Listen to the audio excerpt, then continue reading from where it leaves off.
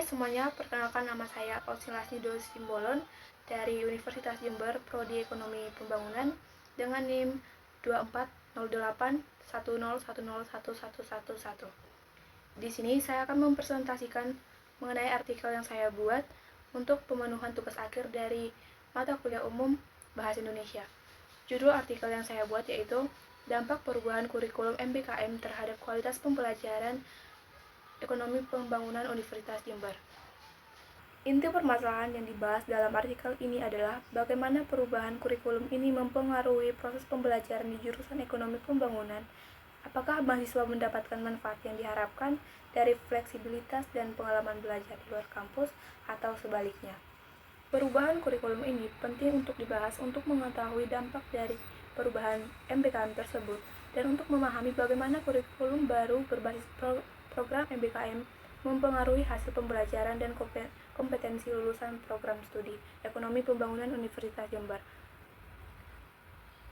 Penelitian ini merupakan lanjutan dari penelitian sebelumnya yang telah mengkaji berbagai aspek penerapan kurikulum Merdeka Belajar Kampus Merdeka di Indonesia. Perbedaan penelitian kali ini dengan penelitian sebelumnya adalah fokusnya diarahkan lebih spesifik kepada dampak perubahan kurikulum MBKM terhadap kualitas pembelajaran mahasiswa. Nah, penelitian ini bertujuan untuk mengungkap apakah kurikulum baru mampu meningkatkan kualitas kelulusan atau tidak. Hasil penelitian ini dapat diharapkan memberikan masukan bagi pengembangan kurikulum yang adaptif dan responsif di masa depan, serta memberi pemahaman yang lebih baik bagi mahasiswa yang menjalani kurikulum MBKM, khususnya di jurusan Ekonomi Pembangunan Universitas Jember. Dengan hasil penelitian ini diharapkan juga dapat ditemukan strategi yang lebih baik dalam penerapan kurikulum MBKM di masa depan, yang dapat meningkatkan kualitas pendidikan dan daya saing lulusan di pasar kerja global. Temuan ini memberikan wawasan yang lebih mendalam mengenai aktivitas kurikulum MBKM dan rekomendasi untuk perbaikan berkelanjutan. Untuk metode penelitian yang saya gunakan yaitu penelitian ini melibatkan 3 pendekatan utama, yaitu riset dari jurnal-jurnal akademik, analisis artikel-artikel terkait, dan proses wawancara dengan pihak-pihak yang relevan. Riset dari jurnal akademik dilakukan untuk mengumpulkan data empiris dan data teoritis yang mengenai implementasi kurikulum Merdeka Belajar Kampus Merdeka atau MBKM, serta dampaknya terhadap kualitas pembelajaran. Dan data analisis artikel-artikel terkait ini memberikan wawasan tambahan tentang penerapan kurikulum. Nah, untuk proses wawancara dilakukan kepada mahasiswa di program studi Ekonomi Pembangunan. Wawancara ini dirancang untuk mendapatkan informasi langsung dan mendalam mengenai pengalaman mereka dalam menerapkan kurikulum MBKM ini. Hasil dan pembahasan program Merdeka Belajar Kampus Merdeka atau MBKM merupakan suatu kebijakan yang dibuat oleh Menteri Pendidikan dan Kebudayaan, yang dimana kebijakan ini telah diterapkan oleh perguruan tinggi. Yang menjadi salah satu pokok dari kebijakan ini merupakan hak belajar 3 semester di luar program studi yang telah diatur dalam Permendikbud nomor 3 tahun 2020 tentang Standar Nasional Perguruan Tinggi. Melalui data dari artikel-artikel yang telah saya teliti, terdapat beberapa pendapat dari beberapa kampus di Indonesia. Yang pertama itu dari penelitian dari Konstantinus Deni Pariere pada mahasiswa program studi Pendidikan Biologi atau FKIP di Universitas Flores. Hasil dari surveinya menunjukkan bahwa mahasiswa memberikan respon yang sangat positif terhadap program belajar merdeka ini. Platform sosialisasi baik daring maupun luring yang disediakan oleh perguruan tinggi menjadi pilihan utama bagi mahasiswa memahami seluruh program dan kebijakan MBKM. Sebagian besar mahasiswa telah mempersiapkan diri untuk mengikuti program ini. Dengan program magang menjadi paling diminati karena memiliki kaitan langsung dengan dunia kerja setelah lulus. Selain dari Universitas Flores tadi, ada juga penelitian yang dilakukan oleh Indah Pratiwi pada jurusan Administrasi Bisnis Fakultas Ilmu Sosial dan Politik Universitas Samratulangi, yang menemukan bahwa implementasi program MBKM melalui magang sangat berpengaruh positif terhadap peningkatan kompetensi mahasiswa. Hasil analisis regresi menunjukkan bahwa semakin baik implementasi program magang, semakin tinggi kompetensi yang dimiliki oleh mahasiswa jurusan ilmu administrasi.